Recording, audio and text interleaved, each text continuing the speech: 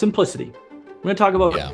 simplifying your business so that it runs smoother and makes more profit. Because at the end of the day, a lot of us are distracted by shiny object syndrome. I've also heard this referred to as the dying restaurant syndrome, which I had never heard of it Not before. heard of that either. Just because you think you should add another service and it's going to save your sinking ship, chances are it won't.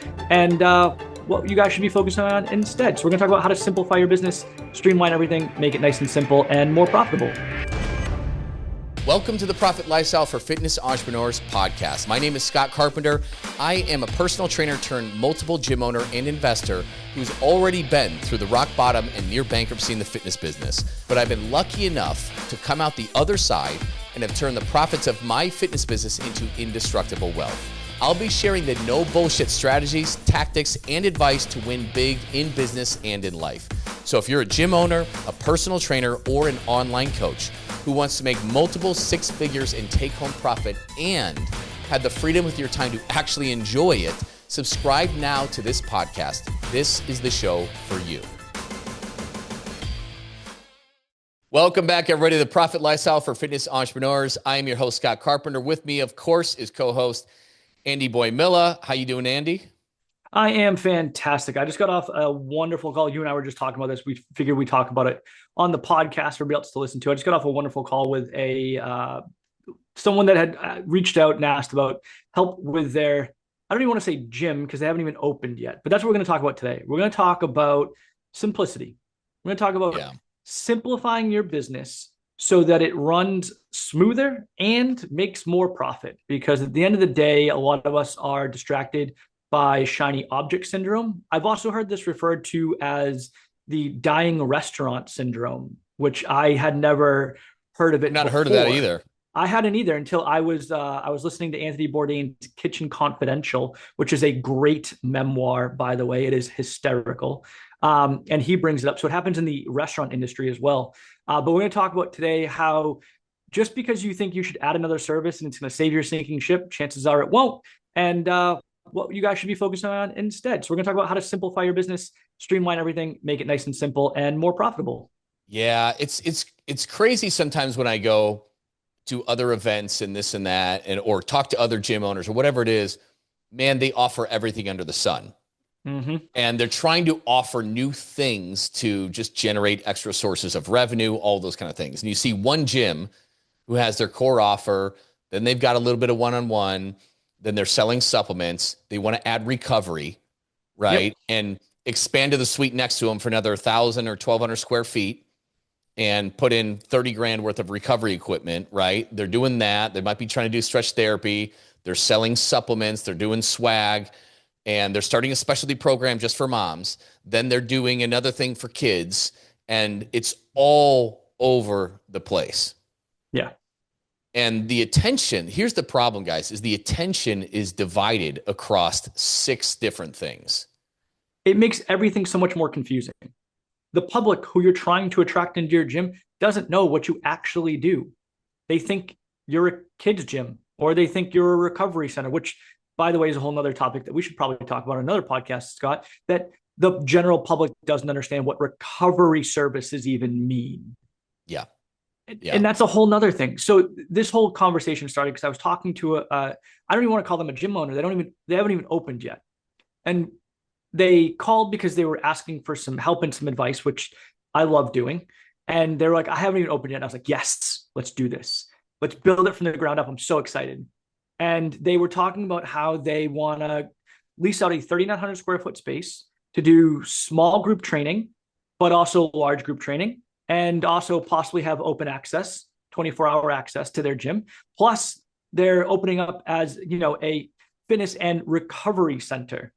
And so they also want to make sure that they have recovery services like cold plunges and saunas. And I was like, have you ever run a business before? And they were like, no. And I was like, okay, well, you're in way over your head, because it would be a complete beast for someone to try to open that up from the ground up, right? And make it profitable quick enough to not burn out. And that's the thing is, like, especially when you're starting, you need to start small and you need to start streamlined, right? Mm-hmm. Do one thing and do that one thing very, very well. And until you get known for that one thing to the point where people are coming to you and they say, hey, I know that you are the best around for this one thing, sign me up. Until people are doing that, don't worry about adding in additional services, right? That are outside of what you're already doing. Yeah. And that's it. It's just, what's the bullseye? Right. And, I was lucky enough to be able to get to spend time with Jeff Hoffman, and he is the, founder of Priceline.com, Booking.com. And he kind of calls it what are you going to win the gold medal for? Mm-hmm. What is that thing that you're going to win the gold medal for and be the best in the world at? And quite often we're not shooting for that. We're doing this. And you want to be known for that gold medal product. Right. So here's one of the ones I always bring it back to, because it's a worldwide chain that most people are familiar with. And that's like McDonald's or Burger King. Right. And they go, well, McDonald's serves burgers and fries and shakes, and they do breakfast. And you're right. They do. They didn't start that way, however. Mm-hmm. And that is the difference. Yes. And then people go, well, if I offer all these things, I can market to everybody. And when you market to everybody, you market to no one. Mm-hmm. Yep. Right.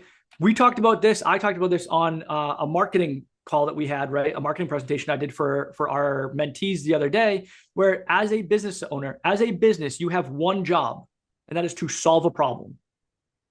When you start solving multiple problems from multiple people, nobody knows what you actually really do. Yeah. Yeah, absolutely. And I mean, Amazon is a great example of this. Yep. Right. They sell everything under the sun now. Literally everything. This is where Jeff Hoffman learned it. He learned it from Jeff Bezos. And Amazon started because they were going to be the best in the world. Their gold medal thing was selling books. They're going to sell books better than anybody else. And I remember when Amazon started, and all they sold, all that you could buy was books. That was it. Yep. That's it. And they were the best in the world at that. Yep. And you know what their gold medal skill set was, though, that they learned from that? It was distribution, shipping and distribution. And so that was their skill set. And they got the gold medal for selling books. And then when they got that, then they brought in the next thing, right? Yep. And Booking.com, Priceline.com was the same thing. They started, now you can book, because they were trying to grow that business. And so they also had cruises and stuff like that. We're like, cool, we have this audience, so let's offer them cruises and other things like that. But here's what they identified. This is a massive company. They sell more hotel rooms than anybody else on the planet. But what they realize is that, it's an extra revenue stream. But here's the thing. It's taking away the attention and the simplicity of going all in on our bread and butter. Exactly. And they stopped doing that. And they just focused on their gold medal product, right? And the results speak for themselves. So it's not a binary black and white thing, right? No. And when we talk about additional services, we're talking about additional services that aren't in line with your core offering, right? So I want everyone listening, don't panic, right? If you're like, well, I'm a large group model and I also do personal training, that's okay, because that's still in line with your core offering. If your core offering is large group training, personal training isn't any different. It's just a different attention level that you're giving to clients. So that's simply just kind of like a higher tier that a client can pay for more personalized attention doing the same thing. We're talking about when all of a sudden now you're offering a weightlifting program. Well, isn't that large group? Isn't that just fitness? Well, yes, but it's super specialized to the point where you now have to market a weightlifting program. Well, Andy, if I market a weightlifting program, I know, half my clients have said they would love a weightlifting program and they'll buy it and I'll increase my ACV, my average client value, right? Wrong. Because from personal experience and from working with other gym owners, you market this thing to your current clients and you go, how come no one's buying it? They all said they wanted it. Sure, people say they want stuff all the time. That doesn't mean they're actually going to buy it. Most people came to you because they just wanted to get a workout in, go home and feel better than they did when they walked in the door. They don't care about, maximizing their 1 rep max squat snatch. They don't, right? Or same idea, people come to me and they're like, well, I want to offer a recovery service. And you kind of alluded to this, right? So there's a unit next to me that's opening up. It's like 1,200 square feet. I can rent it. I've got first right of refusal. I'll put in sauna beds. I'll put in, cold plunges, and I'll do recovery services. It'll be great because now my current clients will utilize those services and I can market to the outside public and get those people too. Great. Once again, first of all, by the time you rent the space, by the time you lease all of the equipment, you now have to staff that, even if it's just a front desk person, which means you now have to train someone and hire someone and create that system, plus all the other systems, because cleaning is a huge thing for that one. And I'm just using this as an example, right? Now you have this entire new basic business that you have to run. And if you thought running your first business was hard enough, try running 2 fledgling businesses that are barely making ends meet. That's exactly what it is. And I think people don't realize, like, it's a whole nother, when you start doing that, it is an entirely new business. But most people don't treat it that way. And Right. That's the problem. Because if you don't treat it like its own business, then it's never going to get off the ground, right? You'll have a couple people inside of your current clients and community that utilize the service. And you might have like 1 or 2 people from the outside that come in and utilize it, but you're probably not going to get enough exposure that actually makes the numbers work. Mm-hmm. And in order to do that, you have to treat it like its own business. It should have its own dream client. It should solve its own core problem. It should have its own marketing plan. It should have its own retention strategy. You barely have that for your first business. Yeah. You're not going to do it for your second. Yep. And this is where we just want to add so many things. It's the shiny object syndrome, right? Oh, I'd love to have my own line of supplements. Yep. Right. Now, I'm not saying don't do it, because you can do that and be very profitable. I mean, we've recently had Jason from Gym Subs on, right? Mm-hmm. But the main thing is, if you're going to do it, make sure you have the capacity to do something like that. Make 100%. Sure you've done the math on it to make sure that the juice is even worth the squeeze, right? And you got to have the capacity on it. You got to make sure it's going to be a winner. You want to have good margins. You want to be able to do things. So like, you can do these different things, but man, there's a time and a place. And the most successful people really in businesses are the ones who get good at saying no to a lot of the distractions. Right? Absolutely. And that's part of it, right? Like, I understand that people they think that adding another service is going to bring in new clients. But what ends up happening is you just end up muddying and blurring your own message, right? Because now all of a sudden you have to do marketing for your core service, which is, let's say, group fitness. Now you're also trying to do marketing for a yoga class, and a spin class. And you're like, they're very different things marketed to very different people. And your email list that you built before was built off of your core program of group fitness, right? Now, all of a sudden, they're getting emails from you about a yoga class. Well, did you guys stop doing fitness classes? Are you just doing yoga now? No, we still do that. Analysis paralysis is a whole other thing. The more services you add, the more services you offer, the more confusing and paralyzed, that's the word, people become when they even try to figure out what to do with you, right? And actually, case in point, I was on with one of our mentees the other day, and we were talking about their marketing plan. We looked at their website, right? Website wasn't bad, but on their homepage, there was no easy button to figure out what to do next, right? There was no get started button, none of that. All there was pick your path. And there were 3 of them, 3 different options. And I was like, what if I don't know what I want? Or what if I fall into 2 of these categories? What do I do? I don't know what to do to move forward. Make it simple. Stupid simple, right? Your business model, what you market, how you speak to people should just be stupid simple. I do one thing and I do it better than everybody else. It's done. Yeah. Yep. And guess what? If you do that right, your ancillaries become things, or your upgrades, right? Your higher ticket programs are just ways you're fulfilling the same thing, just at a better level, right? At a higher level. Yep. It's the same exact service, just with more attention. That's what people pay for. Yeah. Right. People don't pay for information. They pay for attention. So if you want to add an additional service into your system now, take your core offering, figure out what it is your actual core offering is. Maybe it is fitness, and say, okay, cool. My core offering is all access, right? Let's say it's that. Great. How can we provide more attention in fitness to our current clients? Well, you could offer personal training. That is more attention, right? And that's what people pay for. People pay for attention, not for information. So if you want to add additional services, figure out how to scale the attention inside of your core service. And there's another service you should add. Yeah, absolutely. Absolutely. Just be very cautious. Oh, I'm going to do this mom's thing. I'm going to do this weightlifting thing. I'm going to do this after school thing. I'm going to do this thing. I'm going to do a yoga thing. I'm going to do a recovery thing. Whew, that's a lot of work. You just underestimate how hard it is to get the message out, how much marketing it is, and then how it does confuse things too. And not only that, but how to actually run that program successfully to the point where if it is successful, people want to come back and do it again, right? Because that's a whole nother thing. How is the delivery of service actually being done? Do you have the bandwidth for that? What is the retention strategy to make sure that people come back and do it again? Yeah.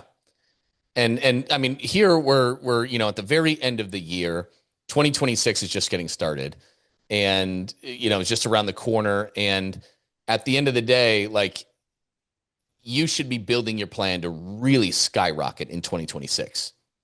And your top 1, 2, 3 priorities that you're going to execute, you got to be very selective of this. You got to make damn sure it's going to move the needle and build a business that will make you the money that you need and will give you the sanity, right? And allow you to not have to work 60 hours a week in it too.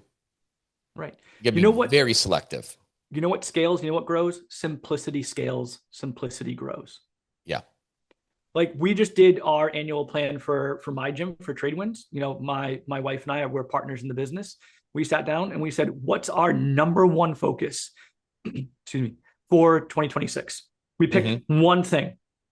That was it. We said, what is 2026 going to be about? And it was about one thing that we picked. And now everything that we do for 2026 will revolve around that one thing and that one thing only. Yeah. And that's how you do it. Because we're all, everybody listening to this, you're an entrepreneur. There's 18 things in your head about things you could do or you should do, right? And our attention is split everywhere, because what it comes down to, what Andy's saying is, it all comes down to execution. And if you're executing on 6 things, it's all going to suck. Yeah. I mean, it is. And then you're going to be overwhelmed because you're falling behind on the little things and not executing that well. And man, you just need to pick 1 or 2 things and execute the living hell out of it, and you will watch your business change. I mean, essentially, it's like multitasking, right? You're trying to get your business to multitask, but we all know that multitasking doesn't actually exist. It's called task switching. And every single time we switch a task or we switch what our business is focused on, it takes time, it takes energy. Yep. And it leaves us feeling overwhelmed. Yeah. Nobody likes that. So we're not saying any of these are right or wrong for you that we just suggested, but you really need to sit down and do the math. Do the math to make sure that you're going to make the money you want to make out of this, that the juice is worth the squeeze in that effort. And just simplify things. So, and here's the thing, Andy and I have learned this stuff the hard way too. We've done all of those things. I still sometimes make the mistake, but yes, I have done it in the past. I have run weightlifting program. I have run kids programs. I have run running. I've really ran running programs, right? We have offered nutrition coaching. We don't even do that anymore. We don't even offer nutrition coaching anymore because we've offered remote coaching and we don't offer that anymore. There's so many things we have tried to offer in the past. It falls flat, it flops, it fails and it takes away from the growth of my main core offering. And it was just exhausting. Quite often we just underestimate the amount of effort something new takes. So much effort. I've done that 50 times before. So just a good reminder for you all to pick and choose your priorities very, very carefully. Yeah. Practical piece of advice. Sit down, figure out what you want to work on in 2026. If it's more than 3 things, you're overloading yourself. Pick 3 big things tops. I mean, if you can get it down to 1, great. and then just spend all of 2026 focused on that one thing and watch your business skyrocket. And piggybacking on this is, I don't know if the episode is going to air before this episode or after this episode, but we did a live webinar where you can put in your information, your average client value, the number of clients you have, your churn or attrition percentage, and you can put in your expenses too. And you can accurately forecast out 12, 24, 36 months if you took your churn from 8 to 6%, or if you acquired 7 clients a month, moved it to 9, if you raise your price to this amount, or if you decided to offer an ancillary product. How does that affect you? Not just the revenue, but the profit at the end of the line too. And you can make very accurate decisions to see, is this worth it or not? And so I don't know if this podcast episode is going to be right before the one you're listening to now or right after, but check on it. And it's going to be about building a winnable model or something on a profit predictor. And we're giving you the tool. We're giving you the free tool to do the advanced math and make these decisions. So check before, check after to make sure you get that, because man, this tool is valuable. You used it on somebody, Andy, who thought his problem was one thing. Yep. And it turns out, holy shit, we've got a churn problem here, because at that, there's nothing you can do to grow your business. I don't care how much money you want to throw at paid ads or whatever it is, until we solve that and look at your client journey, what we can do about it, you're stuck in the mud. You're not going anywhere. Exactly. And it was very eye-opening to him, because like, holy shit, you're right. And so you need this advanced calculator to really dial that in so you can make the smart moves and change your life. Yeah. And then whether it's before or after, we honestly don't know. It'll depend on when this airs, but we're also giving you guys kind of a little free gift if you watch that podcast and watch the video. But I'm going to tell you guys about it right now, because maybe it's before, maybe it's after. Listen, we're hosting a live event in February of 2026 in Scottsdale, Arizona. Scott's lucking out because he doesn't have to go very far. I have to fly halfway across the country, but it's fine. I get out of the New England weather. And we're going to be hosting the Gym Profit Summit, and we are going to be teaching you guys the actual tactics and tools that work right now, not what worked pre-COVID, but what's working right now to make your gym as profitable as possible. And if you guys reach out to us, we'll offer you guys a nice little sweet deal on some tickets. Normally they're $497, but we'll give you guys a discount if you reach out to us. Just shoot Scott or myself an email, or reach out to us on Instagram or through Facebook. We'd love to hook you guys up with tickets. We'd love to see you guys in Scottsdale, jam on some stuff, learn a lot, hang out, socialize with other gym owners, which is my favorite part of live events. Yeah. And just learn a ton and go home ready to really make your gym as successful as possible. Well said.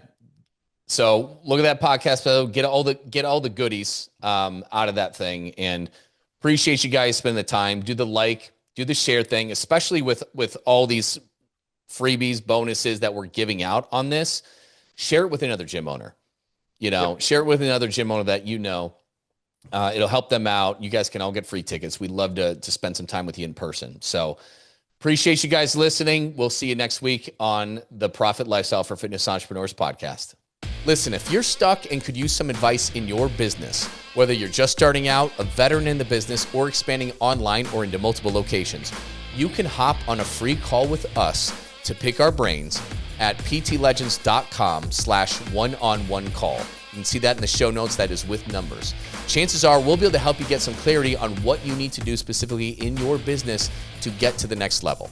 It's not a sales call. We'll connect you with the right resources to help you solve your problems. But if you want to learn more about working with us, that's cool too. We can share that information should you want it. So book your call now to get out of the rat race before your week consumes you, which is easy to do at ptlegends.com/one-on-one call. That's with the number 1 on the number 1 call. You can find this in the show notes. See you soon.